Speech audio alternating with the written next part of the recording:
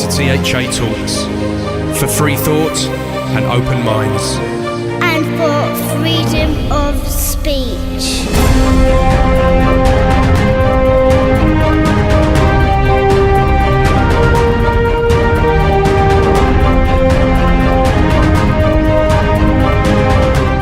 Hello, I'm Paul Obitelli and welcome to another edition of THA Talks, the alternative podcast show from the UK.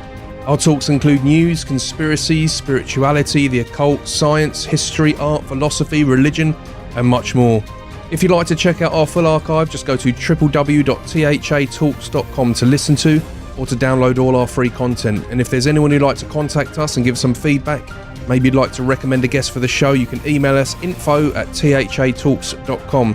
And don't forget, you can subscribe to the show via our RSS feed, and you can also find us on iTunes, Stitcher, Spotify, TuneIn, YouTube, and many other podcast directories out there.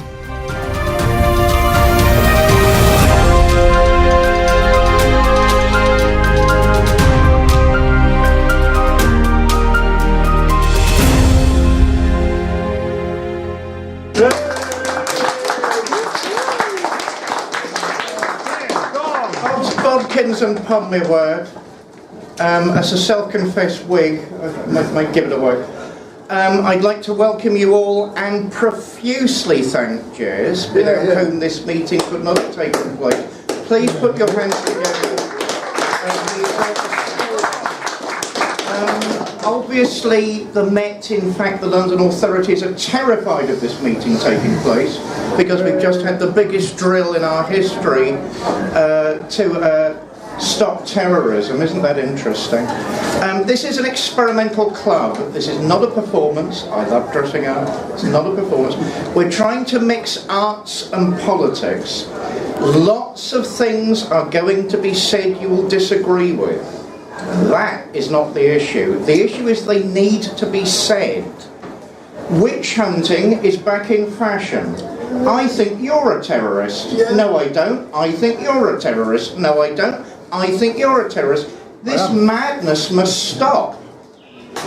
We were sent blessings, believe it or not, also by the Socialist Workers' Party this evening, who told me we'll all end up in the same jail if this continues. Madness is upon this country, and we have to stand up to it.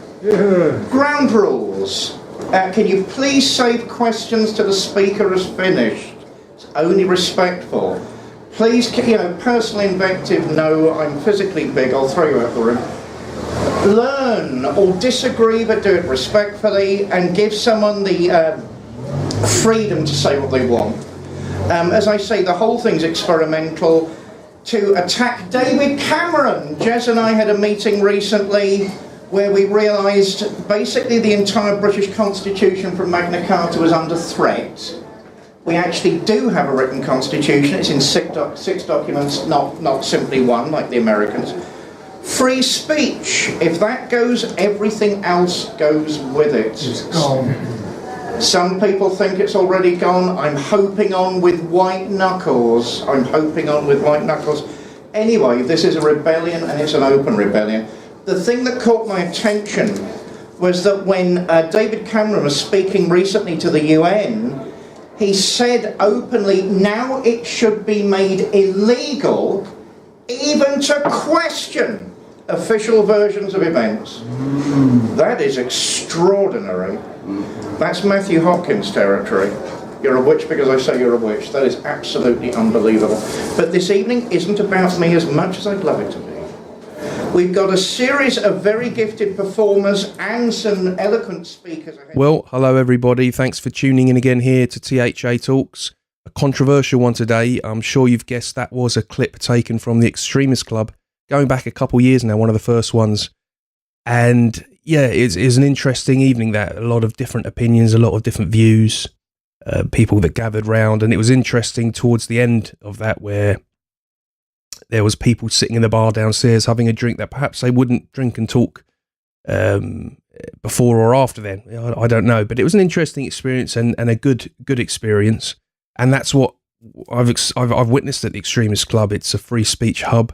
Sometimes the views aren't so controversial. It's quite a normal event at the end of the month. sometimes they are, and this is the nature of free speech. I've personally brought a friend there that she heard something that she didn't quite like, and I apologised, and that was that. And everyone lived on, and that's it. And there's been other talks since that I would have liked to have brought her to. But this is just the nature of it, and it's a controversial subject because it ties on over to last year where Hope Not Hate, those of you who don't know Hope Not Hate, they're a far left-wing pressure group based in the United Kingdom, founded in 2004 by Nick Lowles, who's a former editor of the anti-fascist Searchlight magazine. Hope Not Hate is a registered charity and receives its funding through donations and from the Department of Communities and Local Government. Now, last year they done a campaign that was where they infiltrated certain far-right groups and right-wing groups. I think they've even attacked some left-wing groups, so I'm not too sure. But and they've done this, filmed and recorded them and stuff, just trying to kind of expose and throw it all out there. But in doing this, they're kind of also trying to pigeonhole just regular conservatives and say that, oh, they're alt-light and they're all tied into the same thing together. And they're kind of doing all this stuff. And in doing this, they've actually filmed one of the pagan rituals that I attend. That's advertised openly through meetup.com, meaning anyone, you yourself, could see it online and decide to come along. And on Meetup, it's actually advertised as non-political, come along. We don't have, in fact, it says we don't tolerate discussions on politics and stuff there. But this didn't stop them. They filmed it and put it out. I think it was on the New York Times because that's where this guy worked. And they also criticised David Parry and the Extremists Club and tied him in with all these far-right diagrams with far-right and alt-light and all this, linking it all together as if it's all part of the same new Nazi plot, so to speak, So originally we just ignored this. We thought, to be honest, they're not, I think they haven't particularly got a lot of supporters themselves. A lot of people are fed up with such groups telling us how to think, telling us to shut up. And we just ignored it. But recently, we've seen again, after the relaunch of Extremist Club this year with the new venue, they've listed the location. They've brought it up. I'm not sure what they want to happen here. I'm not sure what they're doing. It's a public event, openly advertised on Facebook. So we don't know. But we thought we'd mention it because they're obviously not letting it up, and they've been. I mean, in certain degrees, I think they've broken the law. I'm not sure. This is something we need to study a bit more and look at. But yeah, this is something that's it's a concern to us. It'll be a shame that we'd have to close the show because of this, intimidation. It's something that we thought we'd do a show on now and explain what's been going on. And so it's probably time we went to the other side of London now for a surgeon, a dramaturge, and a Reverend Dr. David Parry. Good evening, Mr. Obertelli. How are you? You notice I'm not beginning with a song. No, because you're a bit pissed off, aren't you? I am very pissed off. That's an old theological term, of course. Yes, I'm very pissed off about the lying misrepresentation. I mean, I would say poor research skills, but that's being far too kind. The open and poisonously toxic invective aimed at some of the things I'm doing without the slightest regard to professional ethics or indeed accuracy. So I'm not happy at all at the minute. Right. Well, I mean, it started last year, and Hope Not Hate, they launched this campaign where they had people with cameras on their chest hidden. And I mean, this stuff's sort of going on at the moment because people are doing it. It just seems really strange because at the moment, I mean, this sort of stuff's normally been illegal because you film people saying things. It can have devastating consequences because, when you don't realise you're being filmed, you've got your guard down anyway. You could say anything that perhaps you wouldn't even really believe even when you're on your own. So this whole thing, what I don't understand is why they're getting away this legally, because have the rules changed? Do you know much about that, or? Well, I know enough to know it's still illegal, and maybe people aren't making an issue out of it, or they don't have the resources to. But I mean, obviously, these young whippersnappers will sooner or later find themselves in court for gross libel and slander. and they need to be a little more careful. I mean, the person you're referring to was working under the pseudonym of Eric Hellberg, who was going around filming people secretly. Most of these young people are career building, pretending to be up-and-coming investigative journalists. In actual fact, no, they're just little ticks trying to make a name for themselves, and it really is disgraceful because it's at the expense of other people, and they're not looking for the truth. They're just trying to get a better deal for themselves. Not acceptable. Absolutely. Well, I mean, recently, I think Nigel Farage, actually, he accused them of supporting violence groups. Obviously, he's referring to Antifa, which they don't seem to have a problem with, and they seem to be very closely knit with, who are very violent on the street and stuff. And I think that they took him to court for saying that about them, and they basically squandered all the money that their supporters invested in them, just to basically say screw you to Nigel Farage. Nothing happened. All they managed to do is sue him, and he had to retract the comment or something. And they spent all that money just literally for that. So it just shows you how much money they've got. I think they've got these investors that I think they've got about $50,000 in now. But when you go to their YouTube site, they've only got 588 subscribers now. That's very, very small for someone with that investment stuff. And there's a lot of great channels on YouTube that they've got nearly sort of 1 million subscribers. 50. If you go to 50,000, you're up and away. They haven't even got 1,000. We've got more subscribers on our YouTube channel than they have. So I don't particularly think they've got a lot of as the momentum that they claim, that this view that they're speaking for the people. I think they're speaking for the minority. And it's like what I believe what they're doing is fair enough. They're probably targeting some groups with some extreme views, some far right people that have got extreme views. This may be the case. But what they're also doing is they're trying to, anyone that's associated, speaking to, like they've even mentioned on their website, the Nigel Farage, is just the regular conservatives who are just speaking out with overlapping concerns, and they want to move all this into this alt-right movement, so then they can attack them all. So then they can, they don't need to really have an excuse to attack them. You're part of this group, so we're going to attack you. And I think that's kind of what's happening here with this, with the Extremist Club and with some of the other attacks on our pagan ritual that we did.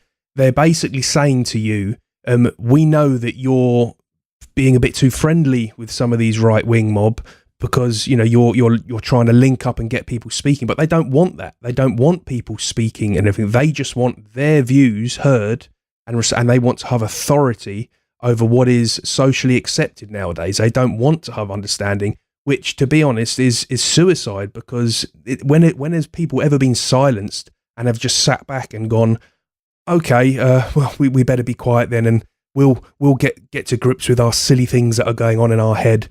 They're deluded. I don't know where they think this kind of behaviour is really going to take this all anyway. But I'm going to let you come back in now, because otherwise I'll rant off for too long. Well, there's nothing wrong with a good rant, my dear. I just think it's dangerous allowing self-appointed vigilantes to start dominating discourse. Who the hell are they? They've got no official position. And they're getting away with murder, and there will be blood on their hands shortly, because they're inciting, I was going to say misunderstanding, but they're actually inciting hatred. That's what I disapprove of. Actually, I'm against real hate speech, but I want a government body to actually investigate it, not these self-appointed nobodies who are clearly doing it for their own political agenda. I've actually got more time for Antifa, ironically. They are openly extreme left. They say so. They embrace the philosophy, the ideology of Leon Trotsky. They're rather quite upfront. It's these people who hide behind the thin veneer of civic responsibility, of which they have none, and represent themselves as some sort of watchdog on behalf of whom exactly? The last group that tried to shut down free public debate, burn books and silencing people was actually the Nazi Party. And they can't see the irony in that, which is absolutely unbelievable. Are they the brown shirts of modern times? It's beginning to look that way. who are these people? No one gave them that authority in the first place. And as I say, the vast majority, it seems to me, are career building. They're not really doing anything apart from serving their own rather putrid self-interest, and it really needs to stop. I mean, the level of debate in this country at the moment, which is overly influenced by America and the American situation, is different from ours. It's really that simple. There's no such thing as the West in the same thing. There's no such thing as the East. There are different countries, different cultures, different peoples with their own histories, their own sense of purpose and perspective and history. The beauties of France are not the same as Greece or Italy. So these broad brushstrokes are really awful. And if one begins to question these people, what is it you actually believe in? There doesn't really seem to be a common denominator. And as I say, the ultimate irony being, don't spy on Extremist Club. I will give you a slot to speak and come and say what you want. The whole point of Extremist Club from the very beginning is it's a free speech club. We allow people to come and discuss, debate, describe what they feel is important, provided they're willing to have questions and answers afterwards in a respectful manner. I can't really see what the problem is. I noticed on their website, they've admitted that I'm a libertarian. I am. I'm actually a left-leaning libertarian. And they were trying to implicate modern British libertarianism into something untoward. The fact all this is taken at face value and they're allowed to slander and slur is really unacceptable and has to stop. This is not good at all. Well, yeah, I mean, the thing is, these people are just as racist as anyone else anyway. I mean, if you go to their website, they're always throwing racial implications. If you really oppose racism, if you're really against it, then you play it down. You don't keep talking about it. You don't. I mean, looking at their website, they've got one here. Katie Hopkins blames black people for racial stereotypes. It's not even an interesting story. Who cares? Why are you putting that on your web? They're provoking. Right? They want black people to look at that and to get wound up by it and get annoyed. And they're stirring the flames. They're not playing down racism. There's another thing on Katie Hopkins. I mean, Katie Hopkins, she's very smart. She knows to say things and to wind people up and get a lot of publicity for it. And to be fair, I think a lot of the time she makes some very good points. She can be a bit of a loose cannon sometimes and makes you scratch your head why she says things. But it's free speech and she uses it. There's another report. Katie Hopkins joins far-right rebel media. Well, for a start, they're not far-right. Rebel media are just a Canadian conservative independent news channel. Not particularly far-right at all. I don't know why what they say and promote that merits them far-right. But the thing is that the nature of what they've done, it's almost like a crime. Katie Hopkins has broken the law by joining a media network that we don't like, and this is their whole attitude. They want to be the authority. They want to shut down free speech, and they've even got banners themselves that say we need to be the loudest voice. And they're not promoting what they're deceiving. They're deceptive. If there was anyone hateful that was on our show, and I'd be very open about it and stuff. We've been quite selective that people that we've had on this show, they may hold extreme beliefs, but they're decent people. They're not people that we think are going to go out and hurt people or provoke violence and to start trouble. Less so than what they are doing on their website. And this is the problem I have with them. I think they're complete hypocrites, and I don't think they'll come to the Extremist Club in a million years, because the reason they want to shut down debate is because, to be quite frank, they're pretty lousy in debate because their points are very they don't really listen to people. They've got their own agenda and they don't want to listen to what other people have to say, and because they don't want to listen to it, they want to shut them up, and they'll use every trick. They'll use you're a Nazi, you're a racist, you're a misogynist, you're this or that. And in some cases, there are people out there where they're probably right. A clock is automatically right twice a day, and that's pretty much how I see them. They're the real dangerous on the far right. I think they're a very small group. I don't particularly think they're a danger. I think to make out that all of a sudden the country are becoming these monsters because of the internet, and they're hearing things, and it's like a possessing them, and they're suddenly turning into Nazis, is absolutely ludicrous. I think you have to look at what's happening in Europe. There's an agenda unfolding, and throughout Europe, there's a lot of people who aren't happy with it. They don't want it. They don't like it. They don't trust it. And to be perfectly frank, they weren't asked for it. They weren't given a vote. They don't like it. And what groups like Hope Not Hate do, they're just basically saying, like it and shut up. Because if you look at their name, Hope Not Hate, it's actually a very negative title, because if they're going to do something, if they're going to support this globalist agenda that's going on in Europe, if they're going to do that, I'm going to say to them, geez, are you sure this is going to work out? Are you sure this is going to pull off? I don't want them to say, I hope so. I want them to say, absolutely, no worries, this is going to be fantastic. Because if they haven't asked us, then that's what I want them to say. I don't want them to say, let's hope so. And that title, I don't particularly buy it. I don't particularly think it's as genuine as they say. But yeah, you know, this is what's going on, and it ties into a lot of what we've been talking about in media, because I personally think these people have got the upper hand in terms of those that are trying to shut down online websites. So we've got these idiots who are going to be all over the place online, telling everyone what's going on, while everyone else has to sit down and shut up because they're a Nazi, you know? Well, I mean, Paul, excuse me. I mean, there are too many assumptions in all this. You know, I mean, we're close friends, but the assumption is we agree on everything, which, of course, we both. No, not at all. We often argue, you know. We often argue. You know, and basically, I'm pro-European and I'm pro-globalist. What annoys me is nobody's bothered to ask. You see what I mean by that? You know, because we do a show together, we must be in bed together all the time and agree about everything. I mean, it really is mindless. You know, if we're looking on the positive side for a moment, I think what's underneath all of this is, you know, the new generation wants radical change and it wants it now, this minute. But it's the new generation that doesn't realize if that's just not possible, if only it was. You know, if only the world could be more just and more loving and more kind and more tolerant now, this minute, wouldn't that be wonderful? But the point is that's not possible, and that's not how it's going to happen. And shouting people down and not allowing discussion whereby wicked people expose themselves for what they are, which is the whole idea behind free speech, is actually dangerous. You know, make sure it's your party that's in control if you want to destroy free speech, because if it's not, you'd better start heading for the hills now. I mean, also, you know, I mean, how long, you know, THA, the project we do, how long has that been going? A long time. It's a separate project from Extremist Club, which has now been going for 4 years.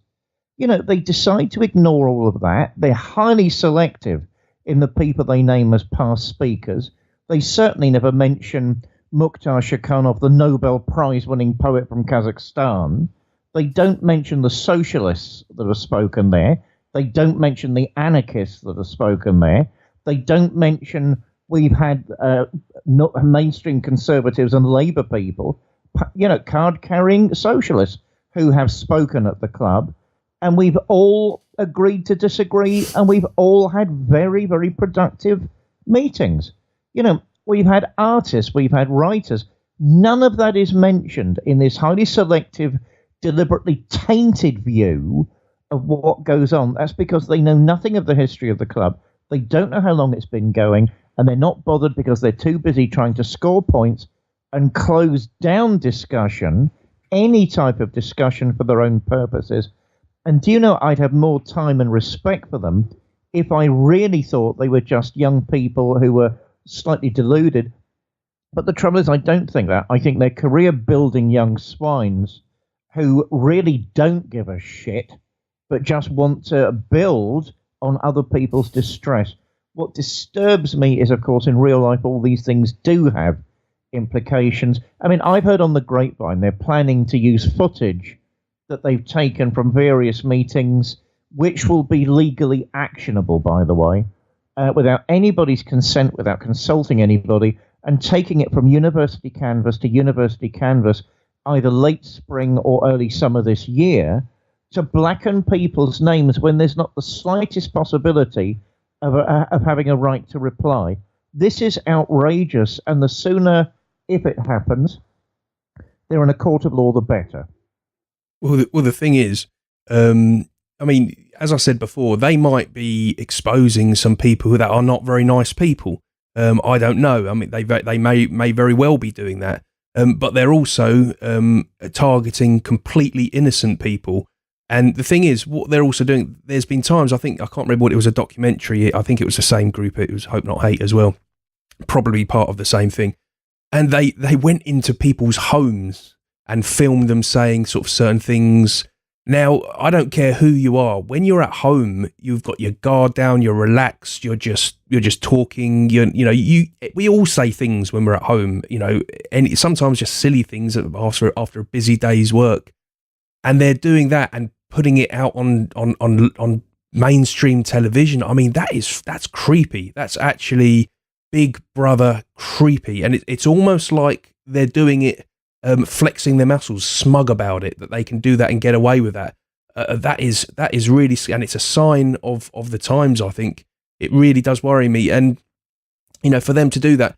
But when they came to our pagan ritual, I mean, this is people. Most of the people in that pagan ritual weren't even. Well, I couldn't even tell you what politics they had, because some of them were there from looking at it online and hello, yeah, I'm a heathen. I want to come and do it, and we toasted. And what gets me is he comes in and they label it on the Hope Not Hate website as an esoteric Nazi ritual. We didn't even practice the ritual. We read out a thing, passed the mead round, drank some mead, and said, hail our ancestors, hail to the gods. Has anyone else got anything to say? People read a few poems. And this is what they done, and they attack that ritual there. There could have been, if they show some of the people in that, you're talking people could lose their jobs or whatnot based on just these idiots that have decided to put that out there. I mean, we're certainly watching that very carefully. And what gets me is, this super brave Mr. James Bond. I very much doubt they'll be heading to a London mosque somewhere and filming those guys speaking. I very much doubt that we'll be seeing that, because they obviously don't think there's any dangers there. But obviously they need to go to a park and film a bunch of pagans passing a mead horn round, sipping it. You can tell by my voice I was really annoyed about that, and it has really, really annoyed me. And we're definitely going to be watching this situation, and we won't be backing down. We'll be fighting our corner. Definitely. Well, I mean, you and I actually, I'm an old Catholic, but you and I, and recently for the last couple of years, I've been exploring neo-paganism, and I've learned a great deal from that. A very, very positive experience in all of its manifestations. I mean, you and I started that particular move. We agreed from the beginning it would be open to everybody and everyone was welcome. As far as I'm aware, you've never changed that. No, not at all. I haven't had a chance to go yet, but I've heard nothing but good things about it. Again, it's the labeling from people who've never been there and and they're not really interested. It's this whole attitude that I am willing to pay the price of other people's broken lives for the greater good. I mean, I've never heard anything so naive in my life. And how dare they be willing to pay the price of other people's broken lives when they're the destroyers? Mm. This really is totally unacceptable, juvenile, and naive in a very, very malicious way. And it is time for people to say enough's enough. Here is from the actual page. It's the page called Us a True Britain on meetup.com, and we actually listed it as, we are a religious group I got a bit further than that. We do not discriminate on grounds of ethnicity, gender, or politics. It should be noted that those topics are barred from discussion here as being unnecessarily divisive. We are a religious group. Interactions between meetup members is to be polite and courteous, and place where Frith holds. In practice, this means Folkish, Universalist, and Tribalist, among others, may advertise here. So, we do. There's a lot of people that arrange events on there. This one was open. People could contact us via this website. But yeah, there you go. Well, Paul, there's a generous view and there's a more realistic view. Some people are just plainly being indoctrinated or have a very simple-minded view of what left-wing politics actually means. left-wing politics itself, and I'm very sympathetic to it, I confess that. You know, the original idea was giving people, ordinary people, a chance in a society that was dominated by a ruthless aristocracy, which could do anything, including take your children if they felt like it. You know, people don't do their history. They might do their sociology, but they don't do their history. But one without the other is blatantly ludicrous. You know, I like Thomas Jefferson, the American president. I was watching something on YouTube the other day where a young professor over in the States was saying, yeah, and he said those wonderful things, and he was a slave owner.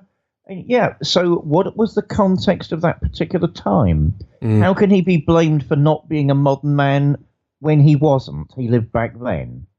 Well, you know, I mean, this is absolutely mindless. And the fact we're not challenging it in a sensible way, in either it's ignored, that's the bit I don't understand. Though I suppose people think, you know, like every other storm, it will just blow over. And eventually it will, you know. But, you know, what is the damage it's going to do? And maybe since it's a storm that's proving to be quite powerful and actually quite disturbing, we need to make some provision to make sure we all survive the storm. You know, it's not acceptable what's going on at the minute.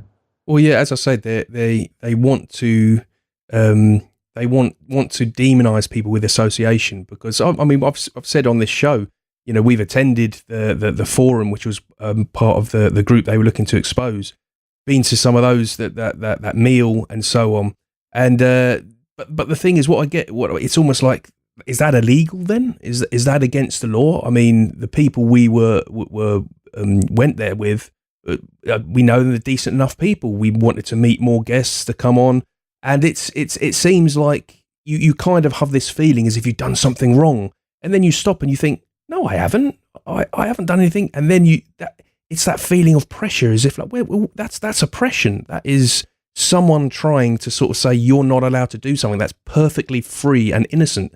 And I think it's going to go either two ways. I think either these sort of people are going to win and they're going to turn the place into an authoritarian. We are going to see Europe become authoritarian and martial law and so on. And where it goes from there, I'd hope that's when the penny drops and they wake up and it backfires on them. I'd hope. But it's very precarious times. I don't really know where all this is leading, and it is scary. Yeah, you know, what do you think of that? Well, I remember having an argument with one of them, which is my want sometimes, not often, on Facebook. And at the risk of giving a great deal of my personal life away, which I don't really like doing often, I mean, I'm going out with a black Muslim as a gay man. You know, so... Can't make it up, can you? Well, you know, so, and this guy ended up saying to me, because he realised he'd lost the argument, what matters to these people is winning the argument, not the truth. And he ended up saying to me, well, most of the people in the fascist party had black boyfriends back in those days. And I said, well, could you tell me who? And of course, then everything goes quiet.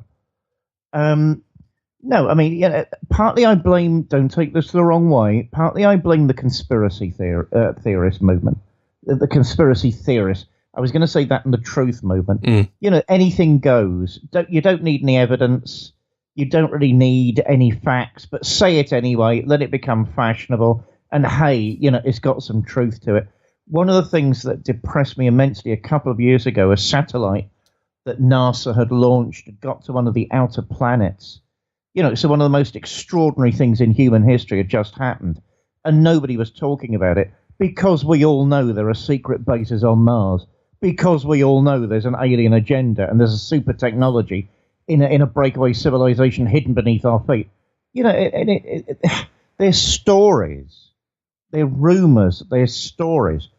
Are there conspiracies? Yes. What are they to do with? Finance and politics. They are not to do with all this vast, weird, bizarre, medievally ignorant view of life. Those things are not there. And you and I can argue about that, but I know you see my point. You know, we are trying to, particularly in THA, ask questions and say, what is going on? But, you know, I mean, I don't know, I felt really down about that. one of the most extraordinary things in human history was tantamount to ignored because all this nonsense is going around. I mean, you and I have various views of David Icke, and he's getting better in some ways. And sometimes his work really is quite thought-provoking, and at other times you think, for God's sake, man, shut up and get an education. The idea, I mean, there was one I was watching a few years back where he was in Rome, and of course he was taken to court eventually. I can't remember the case offhand, and he lost. He was always saying that would never happen. Well, it did, and he lost. There we are. But he was wandering around Rome, and he was talking about the ceremony of beatification. Actually, it's called beatification. You can't speak English as well as Latin. It's nothing to do with beat. It's just a similar sounding word. And what it means is to be thrust into divine glory, not slapped round the face. Beat this, beat that. Get an education, David Icke. And the other thing was he was stood outside of the Jesuit headquarters in Rome, and they have sculpted patterns in the walls. And there was a chalice that, of course, is held up by a Catholic priest during the Mass, and there was an image of the wafer above the chalice in stone on a wall, and there were rays of light coming from the wafer. And he kept saying under his breath, for the camera, of course, and looking away from the building, "It's the sun! It's the sun!" And I was sat there thinking, and there isn't one person in that building who disagree with you. They know. They know, and they talk about it. And yes, it's called a symbol. So as much as those movements have stirred conversations which were necessary, they started a type of discourse in our society which was necessary. It all went too far, and now it's collapsing anyway because absurdity has entered into it all. There has to be accountability and responsibility. Nothing wrong with asking questions, and there's nothing wrong with trying out new ideas and testing them. But there must be a sense of accountability, and there must be a sense of sanity behind it all. Not I am right, no matter what everybody says. For instance, I didn't want to talk about my private life, my own background. But, you notice, because you're my good friend, nobody's actually mentioned that because nobody's done any digging, because it would get in the way of the official image that they're trying to create. It's ridiculous. It's just blatantly ridiculous. And the fact you've got a life and you do lots of good things with your life, and it's up to you whether you want to talk about those things or not. Again, it's not, that doesn't fit the agenda. There was a ridiculous map someone sent me. I think it was Richard Rudgley. I can't quite remember. A very old friend of mine, of course, mainstream anthropologist, very respectable guy, respected scholar, where I think it was Hope Not Hate again, produced this ridiculous map where basically anybody that disagreed with them was on this map. And I found myself under Alex Jones. My God, if only I was in Alex Jones's tax bracket. As one of the sort of ringleaders of the British right, and Richard thought this was incredibly funny. My partner thought it was incredibly funny. To be honest, I thought it was incredibly funny. I left a comment on underneath it, which I noticed was ignored. It was almost as though I'd said nothing because they didn't really want reality or conversation coming into the picture. They wanted, this fix, this drug-like fix, this excitement, this, oh my God, we found something else. Let's do our worst with it, whether it's true or not. People like that used to have lynchings. They used to organise lynchings, and it was the law that stopped them. That's mob rule. Oh yeah, it's the same mindset. Just let me finish this bit, Paul. Yeah. If we're not careful, we're going to have roving gangs of vigilantes instead of a civilized society with accountable authorities. Very dangerous. Well, that's what I think that the establishment, if you like, are doing. I think I had a discussion about it this week. So many people have been afraid of, we don't want martial law, we don't want the police to get too authoritarian, which we don't. Absolutely. But I think what we've overlooked is what's actually been happening is the opposite. I think the police have been becoming more and more soft and incompetent, and what they've been doing is allowing, as you've been saying, street vigilantes to be violent to one another and to shut down others' free speech. And that's how it's been working. The police haven't been doing much. I mean, you hear about it, particularly in America, where they've been particularly rough with a certain person, and you see the Black Lives movement going on about certain events where someone's been shot unnecessarily, and you get those kind of stories. But on general, when you're talking about street movements and that, I mean, if you look in Russia, some of the stuff that's been going on in America, it would have been nipped in the bud on the first time. It wouldn't be happening again. But what's happening is there's actually videos on YouTube. You can see it where the police have been shown to stand down, and there's been people getting battered, baseball bats and knuckle dusters, and people really getting hurt. And the police have been asked to stand down. So clearly, this has been the tactic to shut down certain, particularly the flag waving, the more nationalist type. And when I say nationalist, that's not a swear word. It doesn't mean you're a Nazi if you're a nationalist. People that are proud of the country and are protesting in pro-nationalist subjects, they are violently attacked, particularly in America and in this country. And in this country, you don't get Brexit marches because people are afraid to go out, particularly women. You don't get them going there because they don't want to face it to turn into violence. They don't like it. Yet you can get thousands walking the street if it's to do with pro-EU Remain, or if it's the LDG, whatever it's called. It's gone from my head now. The LGBT, yeah, the LGBT, gay pride, gay pride, all that. The streets are cut down, and absolute no problem there. And we're meant to be living in a racist, horrible society. Why are these walks never attacked? But yet the other way around, it's always attacked and violent. So that's my fear. I think it's been carried out that way. And where I would particularly get worried is if they start privatising the police. That's when I think we can really worry about the police and that side of it, because then I don't trust it. At the moment, the police can't pretty much do anything without all spotlights on them. So I'm not particularly worried about the police. In fact, I think the police could actually pull their sleeves up and do a bit more at the moment.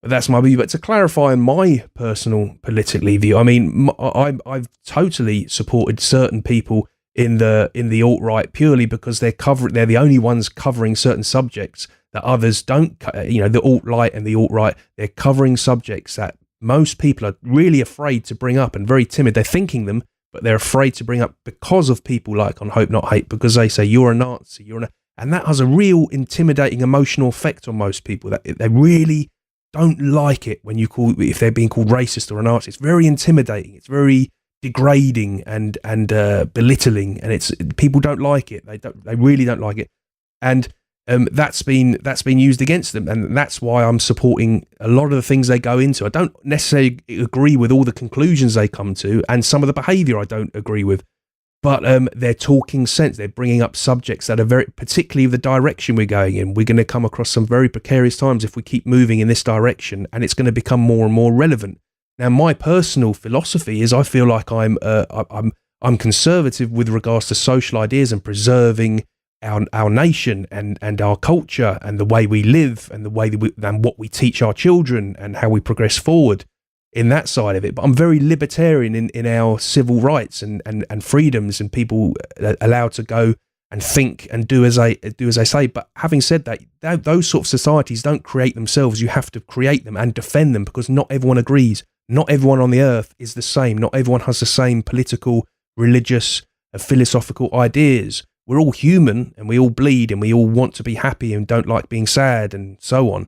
But we have differences. And if you want a libertarian, free society that projects the values that you believe are good and so on, it needs to be preserved and protected. And with that, you need borders, you need preservations, you need laws to be upheld. And with that, you can have a unified society, enough where you can take down the chains and can let people be free. But it's a very it's a very tricky one, because you've got to. It's how much law you put in case to protect that, and how mean you are with those borders to protect it. And it's and what I'm saying isn't extreme. So Hope Not Hate, if you're listening, what I'm saying is not extreme. If you were here now talking to me, I would out debate you with one arm tied behind my back, easily out debate you, because what I'm saying is very true, and the truth is very powerful, and what you're doing is very corrupt. You are manipulating. You are you are trying your best to intimidate people and bully people. And I, for one, think that you're exposed. And I'm hoping that more and more people wake up and we can find more diplomacy and find people doing what you're doing with a bit more diplomatic behaviour. Well, Paul, let's throw the gauntlet down at them and offer them a debate. Let's either arrange a meeting or they can come on a show. Let's offer them a debate. We've been wanting to do live shows. We'll do a live debate with them anytime. So we are not afraid to do that. I mean, what astonishes me, as I was saying earlier, the assumption is you and I agree about every jot and tittle, and I noticed on the Hope Not Hate website that, this sinister sentence structure whereby I had founded the Extremist Club with Jess Turner. Yes, I did. And of course, the assumption there is, my God, I must agree with everything Jess says, which Jess is perfectly aware I don't. We hardly agree on a thing. The point was, it was a good idea. It was a good idea to start real political adult debate, not the name calling. That's the modern example of debate. Let's call people nasty names. Let's shout nasty names like in a schoolyard, and I'll win, Yahoo sucks. Our society has serious problems and issues. We've got to get through them. The only way to get through them, as far as I can see, is genuine and honest discussion, because at least that's a starting point. And I personally, I'm on the side of the forces of rebellion. I mean, socialism, libertarianism, all come from the same political stable historically. They didn't want an all-powerful aristocracy that could do and say whatever it wanted to do and get away with it, which is a simple historical fact. Yeah. People thought, no, history's moving on, society is moving on, culture is moving on. We have to engage in conversation. I'm a genuine child of the Enlightenment. I believe in free speech and open discussion, because I really cannot see what other mechanism can propel us forward. So if this particular group or Antifa or any other group, because I'm half on their side anyway, if they genuinely want a discussion, Paul, what do you think? Let's offer them a discussion. Absolutely. Well, I think I wouldn't be surprised if they're snooping through some of these shows, see what they can propagate and make up. So, yeah, I mean, if they hear this, I mean, you've invited them already, haven't you? You've said, come on. Yeah, I've invited them. I've been ignored. And as I say, if they turn up at Extremist Club, I'll give them a slot. I'd prefer them to arrange it in advance because, of course, we have other speakers. We've got to be courteous to the speakers. They very kindly do it out of the goodness of their hearts because we can't afford to pay them yet. We're a very, very poor group because we're small. I mean, they won't know stuff like this. Yeah. I wanted a young imam from the Nation of Islam to come and speak at Extremist Club. And the only reason that hasn't happened yet is because they're all so busy. I mean, there was even talk that Minister Farrakhan was coming to address Extremist Club. But that won't work for two reasons. I'm not sure he's allowed in the country at the minute. And even if he is, that's a man that's used to, 5-star accommodation. He's used to first-class airfares. We can barely afford the room hire. So, as much as I would love that, as much as I'd love as you would, I know that, the genuine debating society on that type of level you and I have dreamt of for a number of years. We're not at that stage yet, so we just do what we can with the resources available. Yeah, I won't be holding my breath that they'll want to do this, but yeah, it's out there, and possibly we're sort of trying to. I want to actually start uploading some video content to our YouTube channel anyway, and I'm chipping away at a video for this subject. I kind of don't want to give it the attention because I don't really want to give them the attention because they're full of it basically, but I'm sort of slowly preparing it just in case they keep sort of trying to badger us. I'll have a few videos to throw around the net and so we've got a bit of a voice ourselves. Paul, I don't think there's a choice. They're preparing a movie, as I said earlier, that's going to be taken from campus to campus, and they're trying to keep it quiet so there's no possibility of an answer. There's no chance of anybody with the right of reply to speak back. I think we have to do it whether we want to or not. Yeah, no, you're probably right. And well, basically, I mean, we're sort of moving towards the end of this hour. So, where are we at, David, with the Extremist Club? Obviously, they're trying to, intimidate and stuff. How are you going to take it forward from here? Well, let's get a bit of history first. We were going to call it the Radicals Club. And I basically thought, well, if this was the 1700s, that would be cool and sexy, so let's call it Extremist Club. From the very beginning, the idea was it was a club for people who had strong views. Extremism's a sexy word at the minute, isn't it? So that's why we called it that. But we always we got it from Theresa May, didn't we? When she said, we wanted people there. We wanted bums on seats. It was that simple. And if you say radicals, nobody's going to go. And, we interpret it from the beginning that you could be extremely good at something. We've had the head of the Folklore Society there, who's an extremely knowledgeable man. Yeah. Well, that's what they twist, isn't it? They take anything they can. It's like, an esoteric Nazi ritual just because they had a picture of Stead standing there with a horn with his Nazi shorts and boots, and he was a horrible knight, and we're all standing around, therefore we must be Nazis, and oh God. So childish. Yeah, so that will come out, and it's the same thing with the name. It's like, extreme. That sounds good, doesn't it? Yeah, let's use that one. Is it worth changing the name just to screw with them? Well, I suspect we're going to, Paul, because I'll have to speak to the other organisers. Obviously, I can't make that decision on my own, and I think maybe something very much simplified, since these people clearly don't have the brain cells to work with anything less. But they work with anything more, rather. And maybe call it the Free Speech Club. Because if we've got to work on that numbing level, then let's do that. Yeah.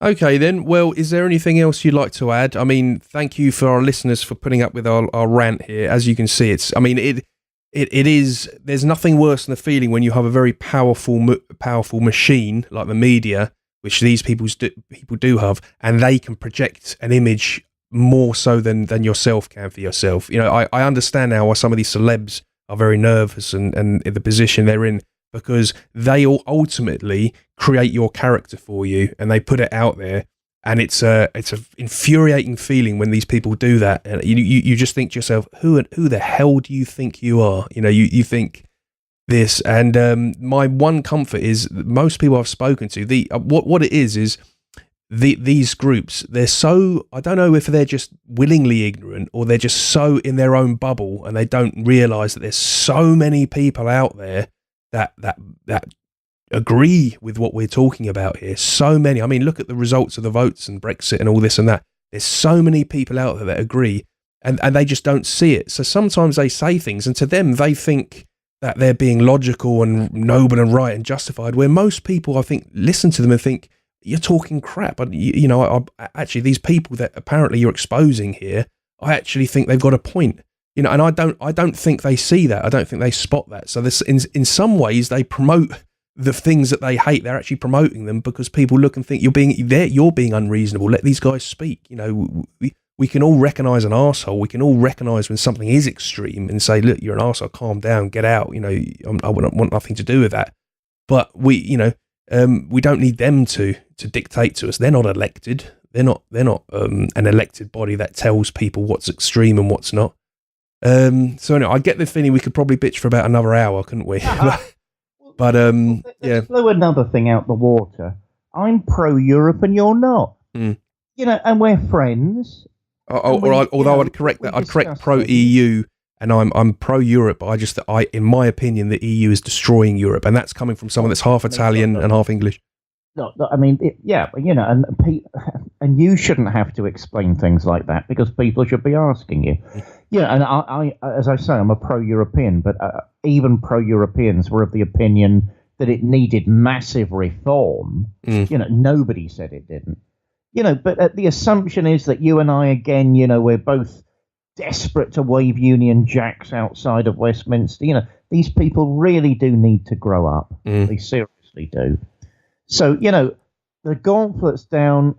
Talk to us. Debate with us if you dare. And to you out there, ladies and gentlemen, watch this space. Thanks for listening. Be sure to check out our YouTube channel. We're now listed on Spotify, TuneIn, as well as iTunes and Stitcher.